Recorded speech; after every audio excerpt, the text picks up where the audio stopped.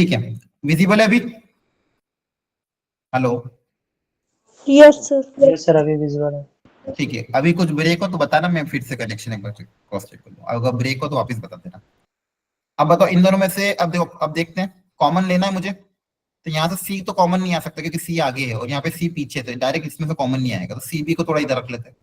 तो सी स्क्वायर के साथ सी बी रख लेते हैं और माइनस बी सी और माइनस बी स्क्वायर अलग रखा। यहाँ तक समझना है क्या क्या है? यहाँ तक तो देखा था आपने, इसको पहले इधर भेजा।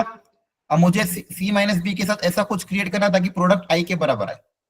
तो आर एच एस में आई चाहिए था, तो मैंने दोनों तरफ आई किसके बराबर है, माइनस बी स्क्वायर के बराबर, दोनों माइनस माइनस बी स्क्वायर रख दिया ताकि ये तो मेरा आई बन जाएगा। अब यहाँ से मैं अब इसको सी स्क्वायर के साथ सी भी रखा ताकि यहाँ से सी कॉमन आ जाए। सी कॉमन आएगा तो यहाँ पे सी प्लस बी बचेगा, यहाँ माइनस बी कॉमन लूंगा तो सी प्लस बी बचेगा। पूरे में से C minus B into C plus B मेरा कॉमन आ गया इक्वल टू आई। तो जो चाहिए था वो रिक्वायर्ड काम हो गया। तो ये और ये प्रोडक्ट अगर आई है तो इसका इनवर्स कौन होगा, ये होगा। बोलो समझ में आया कि नहीं यस आया? सर। Yes sir. सबको क्लियर है? Yes sir. Yes yes sir. Voice तो आ रही है ना प्रॉपरली? Yes sir. ठीक है, ये क्वेश्चन काफी अच्छा था, मीडियम हार्ड लेवल की कैटेगरी में जा सकता है, लेकिन अच्छा क्वेश्चन था। क्लिक कर गया तो ठीक है, नहीं तो थोड़ा सा हार्ड ही, हल्का सा हार्ड। क्वेश्चन पढ़ो। 3 women and 15 men are to be arranged in a row such that at least 2 men between all the 2 consecutive women, number of such arrangement। पहले क्वेश्चन को समझते हैं। 3 वुमेन्स है, W1 मान लो, W2 और W3। अब to consecutive women कौन कौन सी होगी, W1 W2 और W2 एंड W3, हाँ है ना।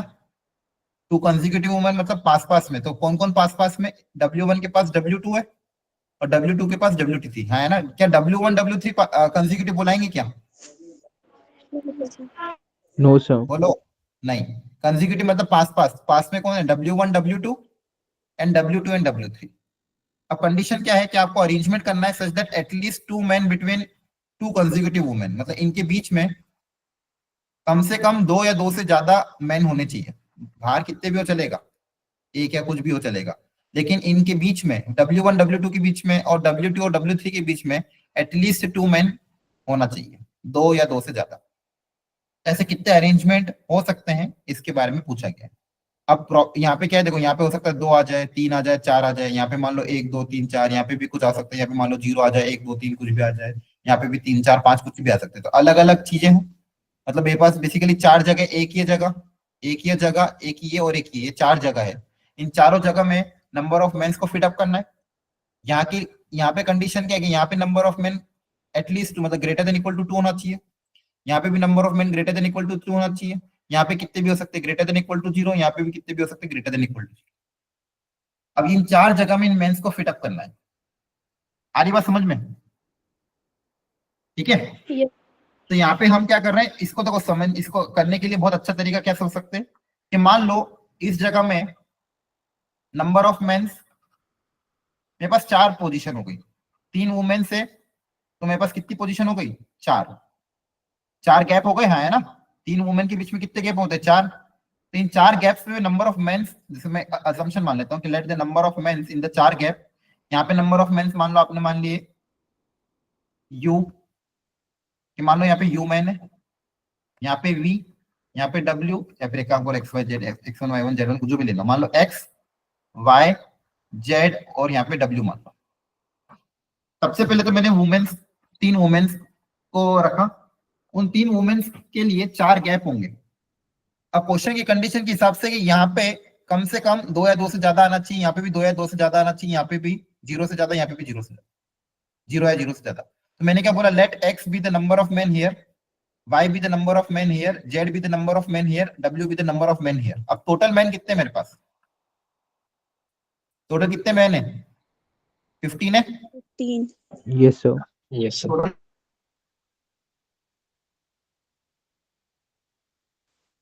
सर आपकी वॉइस नहीं आ रही।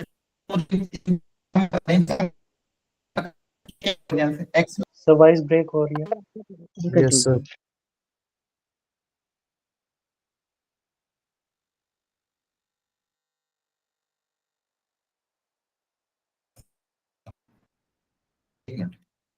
तब तक आगे कुछ एवरी स्कोर करो।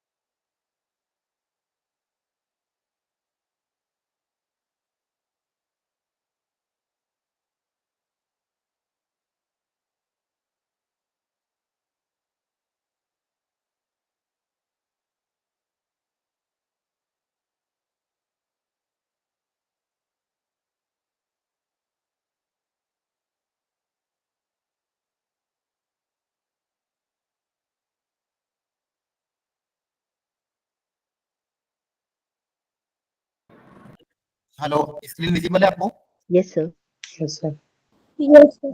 आवाज आ रही है? यस सर आ रही है।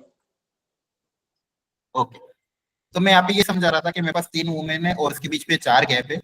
इन 4 गैप में अलग अलग नंबर ऑफ मेंस आएंगे, तो मैं बोल रहा हूँ कि लेट नंबर ऑफ मेन यहाँ पे एक्स है, यहाँ पे वाई, यहाँ पे जेड, यहाँ पे डब्ल्यू। अब इनमें कंडीशन क्या है कि यहाँ पे एटलीस्ट 2, यहाँ पे एटलीस्ट 2 होने चाहिए, मतलब यहाँ पे number of mens greater than equal to 2 होना चाहिए, यहाँ पे number of men greater than equal to 2, यहाँ पे ये कंडीशन। तो इसमें कंडीशन क्या आ जाएगी? X greater than equal to 0, Y greater than equal to 2, Z greater than equal to 2 और W greater than equal to 0। अब याद आए ये किस टाइप के क्वेश्चन हो गए? बोलो, कराए थे ऐसे question?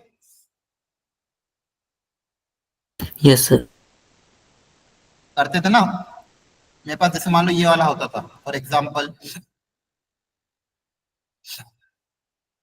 x plus Y plus Z equal to मान लो 10, और एक्स वाई जेड में कंडीशन होती थी greater than equal to 0, greater than equal to 0, greater than equal to 0। तो यहाँ पे हम बताओ कैसे सॉल्व करते थे इसको? क्या फॉर्मूला बनता था? फॉर्मूला क्या था? Number of ways of dividing identical objects, 10 identical object into 3 group such that किसी ग्रुप को भी कितना भी मिल सकता है। याद आ रहा है? तो फॉर्मूला क्या सिखाया था?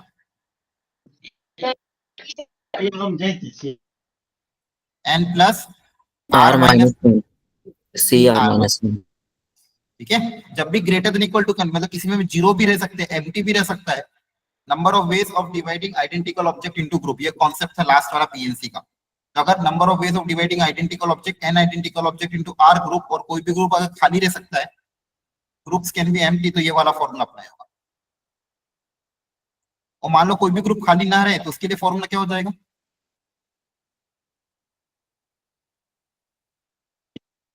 n minus 1 C R minus. ठीक है, क्लियर है? बोलो। Yes sir. तो यहाँ पे बताओ, अब देखो यहाँ पे कंडीशन में ग्रेटर देन इक्वल टू 2 है, तो पहले मुझे क्रिएट करना पड़ेगा। यहाँ से क्या बोलूंगा? y minus 2 greater than equal to 0। यहाँ से क्या आएगा?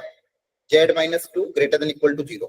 x और में y में already condition greater than equal to 0 की है ही सी w में, तो मुझे y माइनस 2 और z माइनस 2 क्रिएट करना पड़ेगा। तो क्रिएट कर लेते हैं। x plus Y plus Z plus W equal to 15 था। y और z में 2 सब्सट्रैक्ट कर रहे हैं, तो इधर 2 सब्सट्रैक्ट किया तो इधर भी 2 सब्सट्रैक्ट करेंगे। अब मेरे पास एक क्रिएट हो चुका है जो चाहिए था। x प्लस इसको मान लो u मान लो, f कुछ भी मान लो, u प्लस इसको v मान लो प्लस w इक्वल टू 11। और ये y माइनस 2 क्या greater than equal to 0, z minus 2 भी क्या ग्रेटर देन इक्वल टू 0। तो यहाँ पे x y sorry x q v और w ये सब क्या है? Greater than equal to 0। अब बता formula. n plus r minus 1 -1 C R minus 1। r minus 1, तो ये कितना हो जाएगा? 14c3 आया ना? यस ये रहे। तो मेंस को अरेंज करने का तरीका 14C3 हो गया, और इन तीन वुमेन्स को आपस में अरेंज करने का तरीका भी तो होगा 3 फैक्टोरियल। क्लियर है? समझ में आया? Yes, sir. थोड़ा सा अच्छा क्वेश्चन था ये, इसमें कॉन्सेप्ट अच्छा यूज हुआ था। आइडेंटिकल ऑब्जेक्ट को अरेंज करने वाला तरीका क्वेश्चन था। सर इसमें मेंस अरेंज नहीं होंगे, लाइक 15 फैक्टोरियल नहीं आएगा? क्या 15 फैक्टोरियल थोड़ी होगा, मेंस को कैसे अरेंज करोगे 15 फैक्टोरियल? वो तो ऑलरेडी अरेंज हो गया ना हमने। सर 15 फैक्टोरियल भी तो आना चाहिए, क्योंकि अगर वुमेन्स हो रही तो मेंस भी होने चाहिए अरेंज। एक बार चलो सोच लेते हैं। 15 लोग अपन ने क्या करा, डिवाइड ही किया क्या अभी? 15 आइडेंटिकल ऑब्जेक्ट को 4 ग्रुप में बांटा है। हाँ सही कह रहा हूँ, ठीक है। तो मल्टीप्लाई बाय 15 फैक्टोरियल भी कर देना। क्लियर है? Yes okay sir. Sir. Okay ठीक है। तो ये दोनों क्वेश्चन अच्छे थे, दोनों में पहले वाले क्वेश्चन में हमने क्रिएट किया और सेकेंड वाले क्वेश्चन में हमने थोड़ा इसको बांट के ऐसा सोचा। ठीक है, एक बार वो बाकी लोग भी सब लोग इसको ट्राई जरूर कर लेना। चलो अगला देखते हैं, अगला क्वेश्चन क्या था। अगला कौन सा है? 53। इसका डायग्राम ड्रॉ करो सब लोग एक बार। ये किया था एग्जाम में किसी ने? Yes sir. हो गया था, आंसर आ गया था? यस सर, सी था। ठीक है चलो वेरी गुड। एक बार बाकी लोग भी ट्राई कर लो, डायग्राम ड्रॉ करो एक बार। सर हाँ ये क्वेश्चन मतलब डायरेक्टली ना ऑप्शन सेटिस्फाई कराने से भी हो रहा था। अच्छा ऐसा भी हो रहा था? एक मिनट चलो करते हैं ट्राई, चलो दोनों तरीके से करेंगे। एक मिनट, बाकी लोग भी एक बार डायग्राम बना के क्वेश्चन समझ लो, और बाकी लोग भी सोचो और कोई तरीका हो सकता हो अच्छा तो। पहले बाकी लोग क्वेश्चन तो समझ लो एटलीस्ट। हाँ आप भी अपना तरीका डिस्कस करना। एक मिनट में डायग्राम बना देता हूँ एक बार।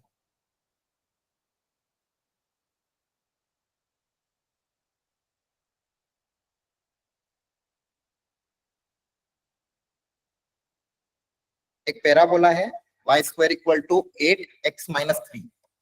8x-3 मतलब वर्टेक्स इसकी कहाँ पे होगी? 3,0 पे होगी।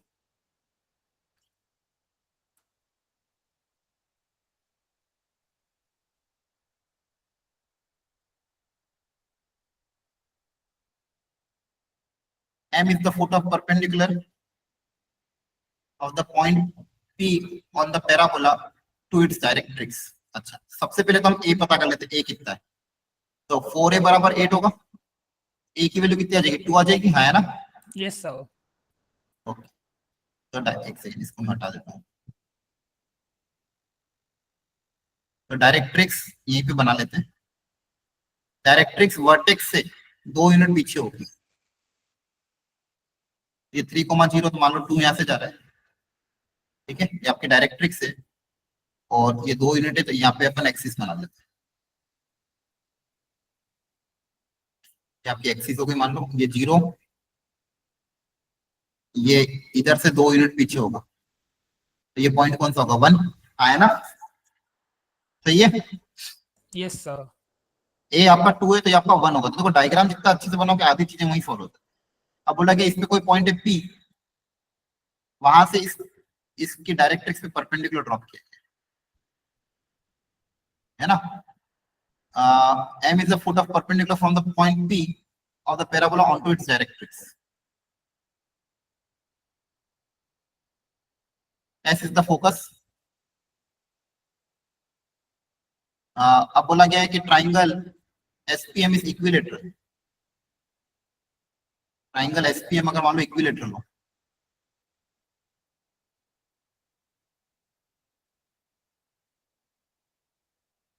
तो बताओ पॉइंट P का कोऑर्डिनेट क्या होगा? ये पूछा गया। पैराबोला की इक्वेशन फिर गिवन है y² इक्वल टू समथिंग। हाँ अब बताओ क्या सोचा? सर पैरामेट्रिक कोऑर्डिनेट्स लिख के वो नहीं, डिस्टेंस हाँ, कर दिया एक था। मिनट पहले वो ऑप्शन वाला बच्चा बताओ, फिर अपन बोल ऑप्शन से कैसे गए? सर जो इक्वेशन दे रखी है उसमें डायरेक्ट पुट कर दिया था, y की जगह पर और x की जगह पर। अच्छा इसमें सेटिस्फाई कर करके देख लिया क्या? Yes sir, direct C option satisfy कर रहा था। बाकी सेटिस्फाई नहीं कर रहे थे? नहीं सर, इसको डायरेक्ट हमने जब देखा तो सी वाला ज्यादा कर रहा था, मतलब मैंने नहीं, ये तो और कर रहा करे है। ही नहीं। नहीं, चलो मान लो ये कर रहा है, लेकिन आपको फिर इसमें से भी तो कोई कर सकता होगा, हो सकता है इसमें से नहीं भी कोई सर, और कोई नहीं कर रहा था। और कोई नहीं कर रहा है। डी और सी करे थे मैंने बस। बी भी कर रहा था सेटिस्फाई? नहीं सर। नहीं कर रहा था, अच्छा। हाँ देखो, अगर अच्छा देखिए, ये तो चलो ठीक है, बैठ गया इस क्वेश्चन में, लेकिन बहुत सी बार ऐसा होता है कि मान लो एक से ज्यादा पॉइंट सेटिस्फाई करता है। ये तो हाँ, इस क्वेश्चन में खैर ये देखो जुगाड़ बैठ गया। कभी कभी ये भी हो जाता है बच्चों, आप देख पा रहे हो सब लोग। अब जैसे मान लो किसी ने ये चैप्टर पढ़ा ही नहीं हो, पता ही नहीं हो फॉर्मूला, लेकिन हाँ कभी किस्मत अच्छी हुई, ऑप्शन रख के देख ले तो एक ही ऑप्शन सेटिस्फाई कर रहा है, पी पैराबोला के ऊपर, तो आपका वही काम हो जाएगा। मान लो एक से ज्यादा ऑप्शन सेटिस्फाई करे, फिर मेहनत करनी पड़ी, लेकिन यहाँ पे इस केस में खैर एक ही ऑप्शन सेटिस्फाई कर रहा है, तो बिना सॉल्व करे काम हो जाएगा। क्लियर है? अरे हेलो, समझ में आ रहा है? Yes sir. ये प्रेजेंस ऑफ माइंड आपको वहां रखना होगा, इसलिए मैं आपको क्यों बोलता हूँ कि भाई शांत मन से एकदम कूल होके जाना। तो ये प्रेजेंस ऑफ माइंड अगर वहां रहेगा, अगर देखो कुछ लोग ऐसे होंगे, हो सकता है जिसने बोला होगा कि सर मैं तो फोनिक सेक्शन पढ़ के नहीं गया, तो हो सकता है वो छोड़ दे। लेकिन अगर आप हर क्वेश्चन में प्रेजेंस ऑफ माइंड होगा, कहीं जुगाड़ बन रहा, कहीं लॉजिकली का काम हो रहा ऑप्शन से, तो वो वहां पे रखना, और ये भी तरीका देख लेना। तो मैथ्स में ऐसी अगर हो जाएगा तो अच्छी बात है, आपके सेट में ऐसा कुछ आ जाएगा। ठीक है, तो इन सब चीजों का भी आपको ध्यान रखना है, इन सब छोटी छोटी चीजों, बहुत बढ़िया। ठीक है, तो खैर ऑप्शन से भी हो रहा है, अब बिना ऑप्शन के सोचते हैं। हाँ, अब बताओ क्या करेंगे। पॉइंट पी को पैरामेट्रिक कोऑर्डिनेट अज्यूम कर लेंगे, वेरी गुड। तो पॉइंट पैरामेट्रिक कोऑर्डिनेट क्या होता है? 80 स्क्वायर 280। यस सर, बट इसमें 3+ हो जाएगा। हाँ वेरी गुड, एच कोमा के भी ऐड होगा यहाँ पे, क्योंकि वर्टेक्स आपका शिफ्ट हो गया। तो जब वर्टेक्स शिफ्ट हो जाता है तो किसी भी पॉइंट को अज्यूम करने का तरीका क्या होता है? 80 स्क्वायर 280 तो रहता ही है, लेकिन अगर वर्टेक्स शिफ्ट होता है तो h प्लस के ऐड कर देते हैं, हाँ है ना? Yes sir. तो यहाँ पे पॉइंट क्या हो जाएगा? A T square plus H कहाँ पे वर्टेक्स शिफ्ट हुआ? +3 पे, और 280 2 इंटू ए इंटू टी +0। तो ये पॉइंट बी अज्यूम कर लिया। अब टी निकालने के लिए आपको टी चाहिएगा, तो टी कैसे निकालें? सर डिस्टेंस इक्वेट कर दिया था। कौन सा डिफरेंस? डिस्टेंस पीएम और पीएस का। ठीक है, ये दोनों डिस्टेंस आपने इक्वेट कर दिया। ठीक है, ये डिस्टेंस कितना होगा? Sir 2t square + 2। हाँ, ये जो पॉइंट है इसी का y कोऑर्डिनेट, सॉरी ये डिस्टेंस देखो, ये 2t स्क्वायर + 3 है टोटल। ओरिजिन से लेके यहाँ तक का डिस्टेंस कितना है? 2t square + 3। ये सबको समझ आ रहा है ना? ये पॉइंट का x कोऑर्डिनेट मतलब क्या है? ओरिजिन से लेके यहाँ तक का डिस्टेंस, और ये डिस्टेंस कितना है? 1। तो ये बचा हुआ डिस्टेंस कितना होगा? 2t square + 2। क्लियर है? बहुत बढ़िया। अच्छा, दूसरा आप चाहो तो ये भी निकाल सकते हो इसका y coordinate. y coordinate 4t के बराबर होगा, है ना? Yes sir. डायग्राम इतना सिमेट्रिकल है कि ये 4t होगा, और ये भी निकाल सकते। फोकस कहाँ पे होगा? देखो फोकस यहाँ से ए डिस्टेंस पे, 5,0 पे, है ना? क्लियर है? Yes sir. अब चाहो तो आप पीएम इक्वल टू पीएस कर देना। पीएम कितना है? 2t स्क्वायर + 2, और पीएस आपका निकल जाएगा डिस्टेंस फॉर्मूला से, यहाँ से आपके पास टी आ जाएगा। टी आ जाएगा मतलब पॉइंट का कोऑर्डिनेट आ जाएगा। क्लियर है सबको? तो कोऑर्डिनेट ज्योमेट्री का जब भी क्वेश्चन आए, सब लोग डायग्राम जरूर बनाना। जितना अच्छे से डायग्राम बनाओगे उतना ज्यादा आपका फायदा होगा। नेक्स्ट अगला कोई क्वेश्चन ट्राई करते हैं। पहले ये वेरिएंस वाला एक क्वेश्चन देखिए।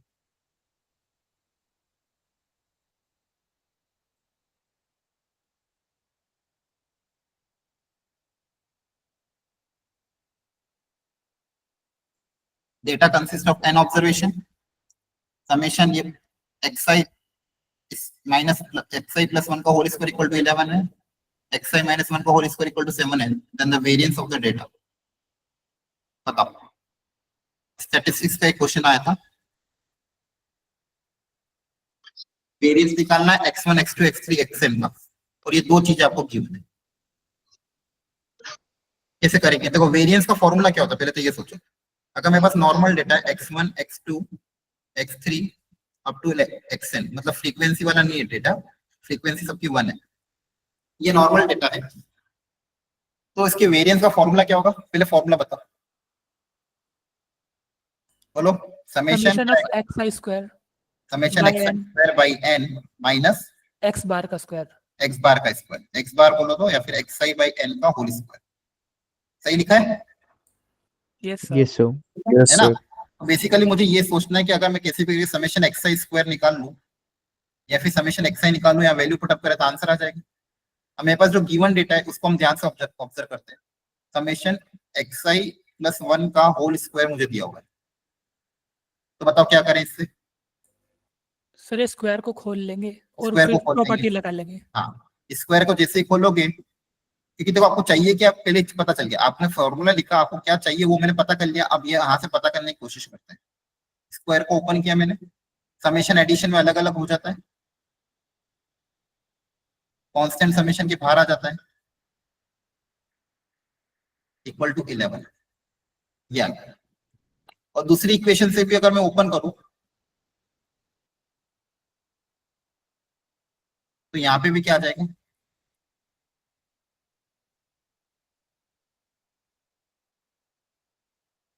यहाँ तक समझ में आया सबको?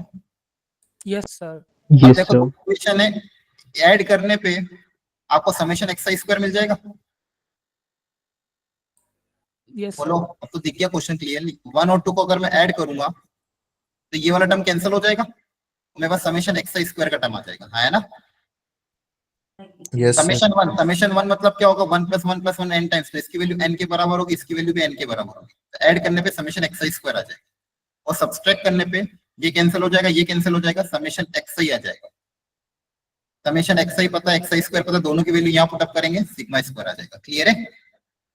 Yes sir. देखो ये भी क्वेश्चन ये डुएबल था अगर थोड़ा सा ध्यान से करते। अगले के बारे में सोचा था क्या? यस सर, सोचा था। हाँ चलो बताओ कैसे करेंगे। 5 अच्छा। से आगे वाले तो सारे हो जाएंगे हाँ, डिविजिबल होंगे 100 से, तो 5 से पीछे वाले जो है ना उनका हाँ, स्क्वायर करके ऐड किया था और Very फिर good, उसे बहुत डिवाइड बहुत बढ़िया। अपन को बोला कि अपन ये भी क्वेश्चन दिखने में अजीब दिख रहा था, थोड़ा सा लेंथी दिख रहा था कि भाई ये तो कैसे करेंगे, रिमाइंडर का क्वेश्चन है, लेकिन डराने के लिए चीज थोड़ा सा अगर शांति से ऑब्जर्व करोगे तो डुएबल था। बिना घबराए, कॉन्फिडेंस होना बहुत जरूरी है एग्जाम में। क्वेश्चन आपको देंगे ऐसे ऐसे नए नए, लेकिन कॉन्फिडेंट भी जाना है, आपको भरोसा रखना है कि थोड़ा मैं दिमाग लगूंगा तो हो जाएगा। इसमें पूछा था कि इसको 100 से डिवाइड करने पे रिमाइंडर कितना है, तो 100 से सोचना है। तो आपको ये पता है फैक्टोरियल के केस में आपको पता है, देखिए 5 फैक्टोरियल की वैल्यू कितनी आती है, 120 आया ना? हाँ, sir. और 4 फैक्टोरियल कितना आता है मेरा, 24. 24. 24। सिंस यहाँ पे मेरे पास स्क्वायर है, तो अगर मैं इसका स्क्वायर करूंगा तो यहाँ पे 120 इंटू 120, 2 जीरो क्रिएट हो जाएंगे, हाँ है ना? Yes, sir. अब आप खुद ही सोचो, अगर 5 फैक्टोरियल में 2 जीरो क्रिएट हो रहे हैं तो इसके आगे वाले में तो ऑफकोर्स होंगे से, क्योंकि उसमें 5 फैक्टोरियल तो आ ही रहा है, सबके अंदर आखिरी में 2 जीरो तो होंगे से, Yes, है sir. ना? तो ये 1 स्क्वायर 2 स्क्वायर 3 स्क्वायर में आगे वाले सारे 100 से डिवाइड हो जाएंगे, जो 100 से डिवाइड नहीं होंगे वो सिर्फ कौन से होंगे, आगे के 4 नंबर। सिर्फ आगे के 4 नंबर के लिए मुझे सोचना होगा। इसके आगे 5 के आगे जितने भी नंबर होंगे उन सब में कम से कम 2 जीरो तो आ ही रहे हैं, तो सारे के सारे 100 से डिविजिबल होंगे। तो 5 फैक्टोरियल से आगे जितने भी नंबर है 100 फैक्टोरियल तक, ये सारे के सारे 100 के मल्टीपल है, तो इसको 100 के लिख सकते हैं, हाँ है ना? अब इसकी वैल्यू आप निकाल लेना और फिर 100 का डिविजिबिलिटी टेस्ट अप्लाई करना। क्लियर है? Yes yes sir. Sir. Okay, ये भी डुएबल क्वेश्चन था।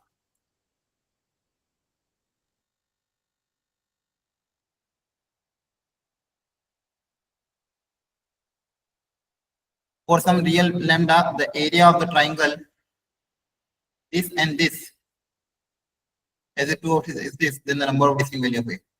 दो वेक्टर गिवन है, एरिया ऑफ ट्रायंगल का फॉर्मूला क्या होगा, बोलो? So half mod A cross half B. Mod A cross B. Very good, half mod A cross B. Half mod A cross B करने से आ जाएगा, किया था क्या हुआ था आंसर? Yes sir. ठीक है, तो half mod A cross B पहले तो आपको एरिया दिया हुआ है, तो half mod A cross B निकालना, ए क्रॉस बी का मैग्नीट्यूड निकालना, और half mod A cross B इससे इक्वेट कर देना। इक्वेट करना था। हाँ, फिर लैम्डा में आपके पास जो भी इक्वेशन आएगी उसको सॉल्व करना, फिर देखना कि लैम्डा की क्या क्या वैल्यू पॉसिबल है। क्लियर है? यस सर, 2 और -2 आ रही थी। Okay, very good. मैं अभी वो भेज दूंगा आंसर की, मुझे आंसर का पता नहीं, मैंने देखा नहीं पेपर, ये भी देख रहा हूँ मैं, तो एक बार आंसर की भेजूंगा तो आप लोग मैच कर लेना। क्लियर है?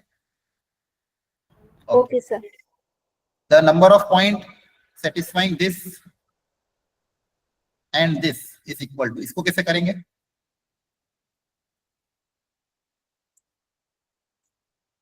Question number 58। सर इसमें जो सेकंड इक्वेशन है ना, इसे हाँ। कॉट को 10 में चेंज करा था और फिर वो लगा दी थी HMGM वाला 2 से ग्रेटर देन होगा।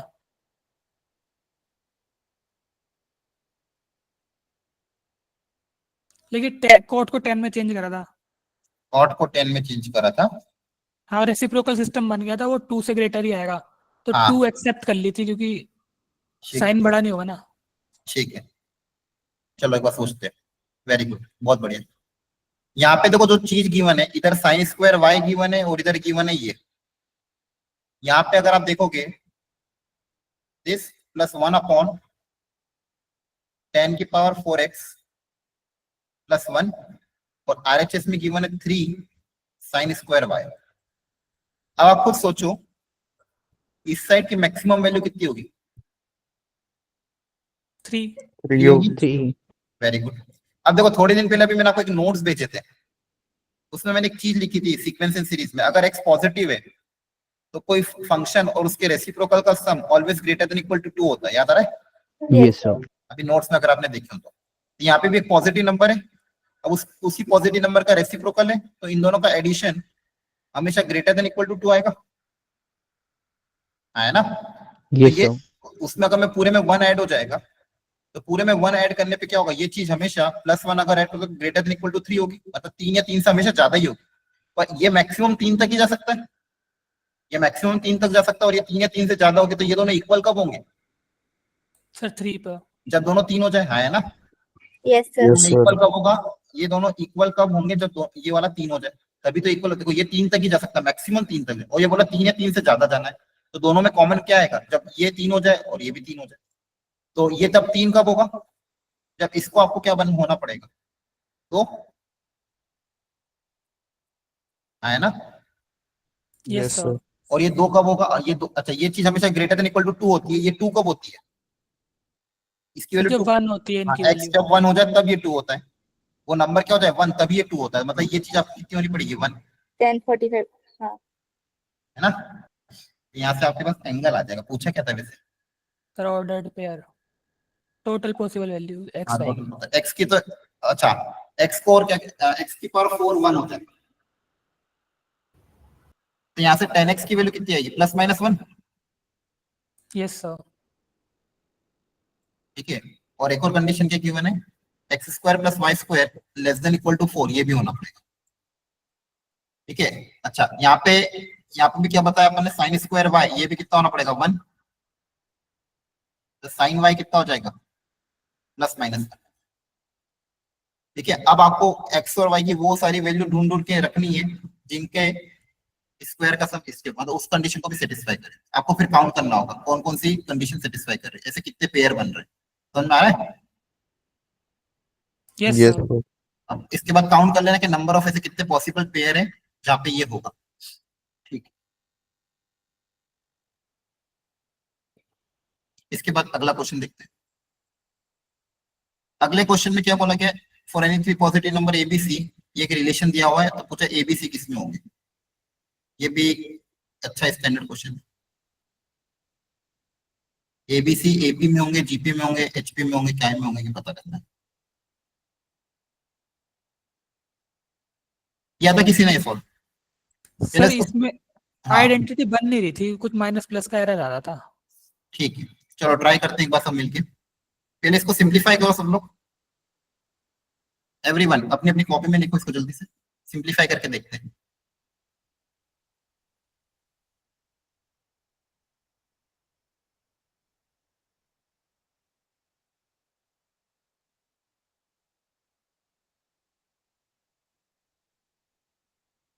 सबको एक तरफ ले जाओ, देखो क्या कुछ बन रहा है क्या आइडेंटिटी।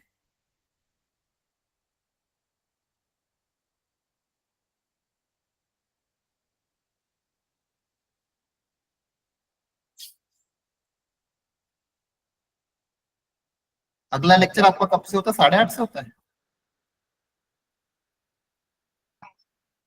Yes, sir. ठीक है, ठीक। एक तरफ ले जाओ, देखो कुछ आइडेंटिटी बन रही है। Yes, sir. बन गई? क्या बन रही है? देखो यहाँ पे इसको मल्टीप्लाई करके देखते हैं कितना आ रहा है। 36c² plus 9b² plus 9a² minus 18ac, sir Right. वो 4b² है। सॉरी 4, हाँ अच्छा सॉरी 4b²। यहाँ पे कितना आएगा? माइनस 12bc और माइनस 12ab इक्वल टू 3। अब इनको परफेक्ट स्क्वायर बनाने की कोशिश करते हैं। ये 3a का स्क्वायर है, 2b का स्क्वायर है और ये 6c का स्क्वायर है। अब देखो ab के साथ क्या क्या है? 6ab। तो 6ab कैसे क्रिएट होगा? इन दोनों का प्रोडक्ट है 6ab, है ना। bc में क्या 12 है, तो 12 कैसे क्रिएट होगा? इसका और इसका प्रोडक्ट 12 है।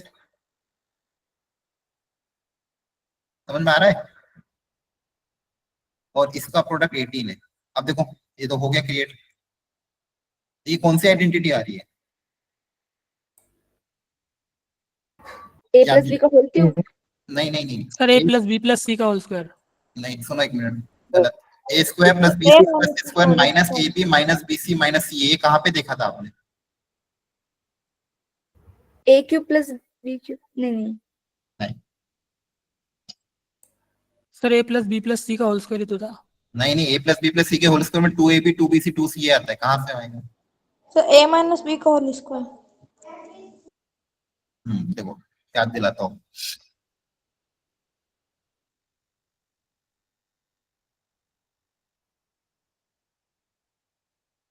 देखो ध्यान से, ये ओपन करोगे तो ये आएगा।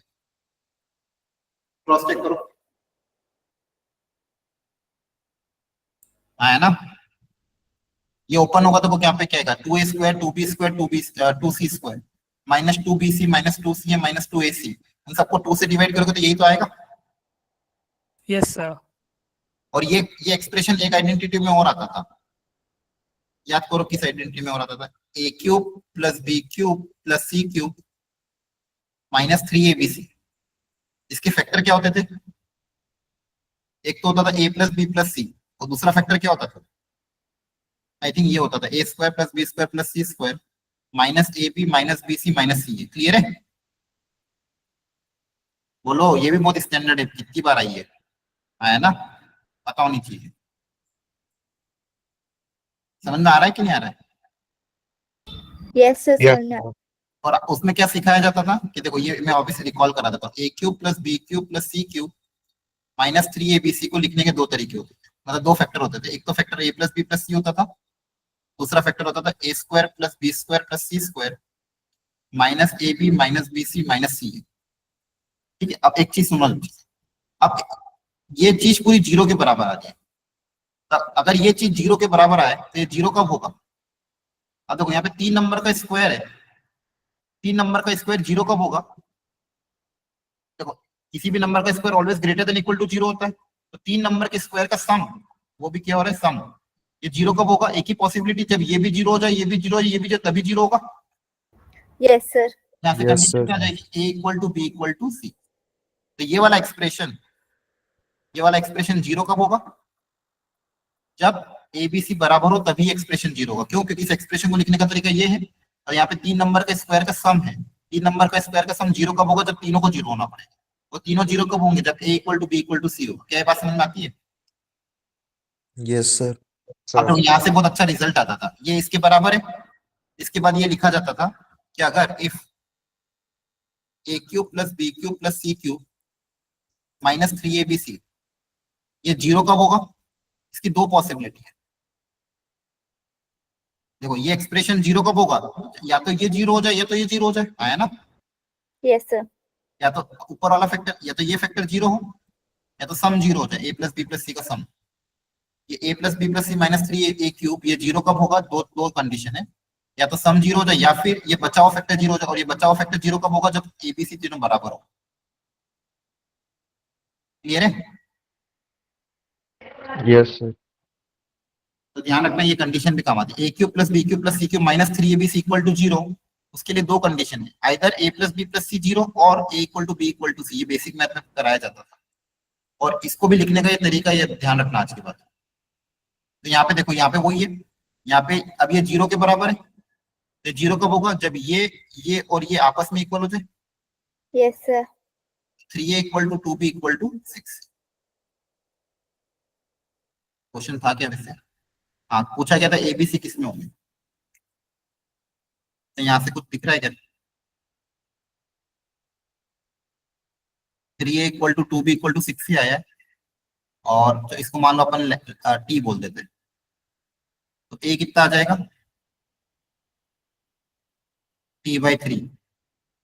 b कितना आ जाएगा? t/2। और c कितना आ जाएगा? t/6 है ना। अब एपी में कौन होगा? किसी दो का सम दूसरे के डबल के बराबर हो, तो किन दो का सम ट्वाइस ऑफ डबल है। किन दो का सम करें ताकि बच्चे हुए आंसर का डबल हो। ये किसी दो का एवरेज तीसरा आंसर के बराबर हो। बताओ कौन सा दिख रहा है? इन दो को ऐड करके 2 से डिवाइड करके तो ये आएगा, या फिर इन दोनों को ऐड करके 2 से डिवाइड करने पे ये आएगा। मतलब बेसिकली आपको क्या देखना है, अगर 3 नंबर जैसे मान लो एक्स वाई जेड अगर एपी में है, इनमें कंडीशन क्या होती है? 2y equal to X plus Z, हाँ है ना, या फिर y equal to X plus Z by 2। तो 3 नंबर एपी में होते हैं। यहाँ पे किन डिवाइड बाई 2 तीसरे के बराबर, तो वो 3 नंबर एपी में होंगे। या फिर डिफरेंस इक्वल होना हो जाए, इन दो का डिफरेंस इक्वल होगा। सर बी प्लस सी 2a के बराबर। b प्लस सी, तो b प्लस सी करके देख लेते। देखो तो t/2 प्लस t/6, एलसीएम लोग यहाँ पे 3 से मल्टीप्लाई, 4t/6, तो 2t/3, that is twice of a। तो b plus equal to 2a, तो b एपी में कौन होगा बताओ? एबीसी के बीसीए के बीएसी। b प्लस सी अगर 2 के बराबर, sir C A B. Sir B C A, नहीं नहीं नहीं, और सी तो कॉर्नर में रहेगा, मिडिल में कौन होगा? जिसका डबल होता है वो, हाँ बी ए सी है ना। कॉर्नर वाले को ऐड करते, मिडिल वाला जो ट्वाइस ऑफ ए आता है वो मिडिल में आता है ना। तो यस सर। बीएसी एपी में होगा, ठीक है। बीएसी या सी ए बी दोनों एक ही बात है। ए मिडिल में कहाँ पे आ रहा है? ये रहा, ठीक है। ओके, पेपर तो अच्छा था वैसे, हर क्वेश्चन में छोटे छोटे कॉन्सेप्ट अप्लाई हो रहे हैं, इसलिए मैंने कहा था इस पेपर को बहुत अच्छे से एक बार रीअटेम्प्ट जरूर करना। देखो एक डिफरेंशियल इक्वेशन का और क्वेश्चन नीचे दिया हुआ, अभी थोड़े दिन पहले हमने किया था। बताओ इसको देख के कौन सी डिफरेंशियल इक्वेशन है? ध्यान से देखो, कौन सा वैरायटी है? Sir homogeneous. होमोजेनियस दिख रही है सबको? देखो एक्स स्क्वायर Yes, sir. यहाँ पे डिग्री सेम, यहाँ पे डिग्री सेम। तो ये क्या है? Homogeneous differential. होमोजेनियस को सॉल्व करना है, ट्राई कर लेना इसको एक बार, ठीक है।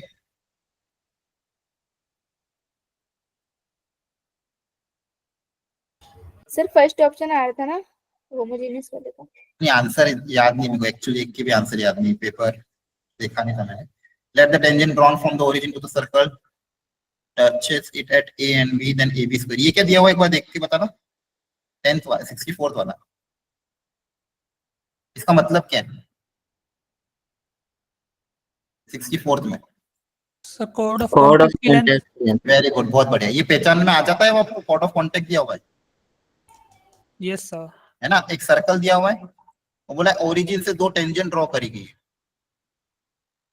एक टेंजेंट ये है, एक टेंजेंट ये है, ठीक है। और इन दोनों टेंजेंट ए और बी पे टच कर रही है, तो आपको ए बी की लेंथ पूछिए। मतलब बेसिकली आपको कोड ऑफ कॉन्टेक्ट की लेंथ निकालनी है, और आपको पॉइंट भी दिया हुआ पी जहां से ड्रॉ करा है। तो ये आपका x1 y1 हो जाएगा, याद आ रहा है? इक्वेशन ऑफ ए बी बताओ, फॉर्मूला क्या था कोड ऑफ कॉन्टेक्ट का? Formula T is equals to S1। हाँ, फिर गलत कर दिया, फॉर्मूला याद नहीं T is रखोगे। equal to 0. T equal to 0, T equal to S1 तो कॉर्ड बाइसेक्टेड का था, कॉर्ड ऑफ कॉन्टेक्ट का फॉर्मूला तो टी इक्वल टू 0 था ना, यस सर, यस सर। तो फिर भूलना नहीं है फॉर्मूला। आपके नोट्स में भी अच्छे से लिख लिख के दिया है, और तो क्या चाहिए, फॉर्मूला रखना है। दो ही तो फॉर्मूला है, कॉर्ड बाइसेक्टेड का टी इक्वल टू S1 और कॉर्ड ऑफ कॉन्टेक्ट का टी इक्वल टू 0। तो आपका x1 y1 कौन सा, ये रहा। टी को लिखने का तरीका भी सिखा रखा है, ये आपका S है। टी को लिखने का तरीका क्या होता है, एक्स स्क्वायर को रिप्लेस कर दोगे x x1 से, x1 y1 यहाँ पे 0 है, y स्क्वायर को y y1, x की जगह x plus x1 by 2, y की जगह y plus y1 by 2, constant as it is. तो यहाँ से t की इक्वेशन है, ये 0 हो गया, ये 0 हो गया, तो t की इक्वेशन देखो क्या बनेगी, minus of 4x minus 2y plus 16। तो t इक्वल टू 0 की इक्वेशन क्या जाएगी, 4x plus 2y minus 16 equal to 0, या फिर 2x plus y minus 8 equal to 0। ये इक्वेशन हो गई, क्लियर है। तो ये ए बी की इक्वेशन आ गई। अब मान लो डिस्टेंस निकालना, डिस्टेंस कैसे निकाले, कॉर्ड ऑफ कॉन्टेक्ट का। देखो सर्कल में आपको अगर कॉर्ड की इक्वेशन पता चल जाए, इसकी इक्वेशन पता चल गई, मान लो 2x plus y minus 8 equal to 0, circle का सेंटर बताओ कितना होगा, 4,2। हाँ, minus g comma minus f 4,2, radius भी निकल जाएगी, यस सर। रेडियस भी पता चल जाएगी। ये लेंथ मान लो कॉर्ड ऑफ कॉन्टेक्ट की L/2, ये रेडियस आपको ऑलरेडी पता है। इस पॉइंट का इस लाइन से परपेंडिकुलर डिस्टेंस भी निकाल लोगे, यस है ना, सर। ये डायग्राम निकाल लेना, R पता है, T आप निकाल लोगे, perpendicular distance of point, Pythagoras apply करके L/2 पे आ जाएगा। ठीक है, बहुत स्टैंडर्ड क्वेश्चन है, प्लीज ध्यान रखना, ऐसा क्वेश्चन आ सकता है। समझ में आ रहा है आपको, yes sir. Chord of contact पे ये अच्छा क्वेश्चन है, इसी तरह के क्वेश्चन आते हैं। टाइम हो गया क्या, सुनो मेरी बात ध्यान से भी, पेपर काफी अच्छा है, इस पेपर को हम एक बार और डिस्कस करेंगे मंडे को, मंडे वाली क्लास में, क्लियर है। तो मैं आपको एक दिन का और टाइम दे रहा हूँ, कल का पूरा दिन है, एक बार इस पेपर को एकदम प्रॉपर्ली रीअटेम्प्ट करना, सॉल्यूशन मत देखना, ठीक है, सिर्फ आंसर की देख लेना, सॉल्यूशन मत देखना, एक बार रीअटेम्प्ट करना। इसको, इस पेपर के जो बच्चे हुए अच्छे अच्छे क्वेश्चन है, हम मंडे वाली क्लास में वापस डिस्कस करें, ठीक है, ताकि आपको एक चांस और मिल जाएगा अटेम्प्ट करने का। पेपर में हर क्वेश्चन में अच्छे अच्छे कॉन्सेप्ट, थोड़ा टफ था नो डाउट, लेकिन कॉन्सेप्चुअल है, ठीक है। तो मंडे को इस पेपर को हम वापस डिस्कस करेंगे, और ट्यूसडे वाली क्लास में बाकी मंडे को डिस्कस करके ट्यूसडे जो बची हुई क्लास है, और ट्यूसडे को फुल फॉर्मूला रिवीजन होगा। सुनना मेरी बात ध्यान से, सारे चैप्टर के फॉर्मूला रिवीजन करेंगे ट्यूसडे को पूरा दिन, और मंडे को आधा दिन, मतलब आधी क्लास में फॉर्मूला, मंडे की आधी क्लास में फॉर्मूला रिवीजन, और ट्यूसडे की पूरी क्लास में फॉर्मूला रिवीजन। हर चैप्टर के सारे फॉर्मूला रिवीजन करेंगे, लेकिन आपको पहले पढ़ के आना है, ठीक है सर। हाँ सर, एक मिनट रुको, ताकि वेडनेसडे वाली क्लास में आप, सॉरी वेडनेसडे में आपको जो टेस्ट होगा उसमें आप प्रॉपर्ली अगला आखिरी के 2 टेस्ट अप्लाई कर। हाँ बोलो सर 1 से लेके 15 तारीख तक छुट्टी पड़ गई, हमने बताया था, आपने बोला शायद क्लासेस रखवाएंगे सुबह। सबकी नहीं होगी ना, ऑलमोस्ट सबकी हैं वैसे। पूछ लेते हैं किन किन की नहीं है, हैंड रेस करो। हाँ, दूसरे स्टेट्स में नहीं होगी। और ठीक है, मैं पोल करवा लूंगा। हाँ ठीक है, मैं पोल करवा लूंगा, इनकेस अगर हुआ ऐसा तो देखेंगे, अदरवाइज आप लोगों की अगर छुट्टी है तब सुबह का टाइम यूटिलाइज करो असाइनमेंट करने के लिए। अच्छा, एक और चीज, इंटीग्रल कैलकुलस का असाइनमेंट मैंने आपकी स्टूडेंट रिसोर्स शीट पे अपलोड किया, क्रैश कोर्स वाले पे, देखा था किसी ने? एनीवन? ठीक है, कोई बात नहीं। उसमें उस असाइनमेंट में integration, indefinite, definite, area under curve और डिफरेंशियल इक्वेशन, हर चैप्टर के लगभग शायद 40-40 क्वेश्चन है। तो मैं कोशिश करूंगा कि उसको मैं कट शॉर्ट करके, इतने क्वेश्चन आपसे हो नहीं पाएंगे, अगर हो जाए तो अच्छी बात है, नहीं तो मैं इसको कट शॉर्ट करके आपको एक छोटा असाइनमेंट बनाने की, देने की कोशिश करूंगा। लेकिन आप लोगों का काम क्या है, सबसे पहली प्रायोरिटी पे कल सारे फॉर्मूला रिवाइज करके आओगे कल वाली क्लास में शाम तक, क्लियर है? कल मैं रैंडमली नाम ले लेके पूछूंगा, ओके फॉर सर। एग्जाम्पल मैंने बोला कि यशवीर बताओ इसका फॉर्मूला क्या था, कैमरा भी ऑन करूंगा, वरुण से पूछूंगा, सोहेल से पूछूंगा, सबसे पूछूंगा, ठीक है। तो आपको फॉर्मूला सारे रट के आने और सब किसी भी रैंडम बच्चे को फॉर्मूला पूछा जाएगा। अगले 2 दिन फुल फॉर्मूला रिवीजन ही होगा ताकि वेडनेसडे वाला पेपर आप अच्छे से दे पाओ। फिर जो बच्चे हुए 3 दिन रहेंगे, थर्सडे फ्राइडे एंड सैटरडे, उसमें हम या तो क्वेश्चन प्रैक्टिस करेंगे, फुल सिलेबस के पेपर सॉल्व कर लेंगे, कुछ ना कुछ कर लेंगे। क्लियर है? चलो okay, thank you sir. Thank you, bye bye bye, sir, good night sir. Good night, नमस्ते सर। बाय।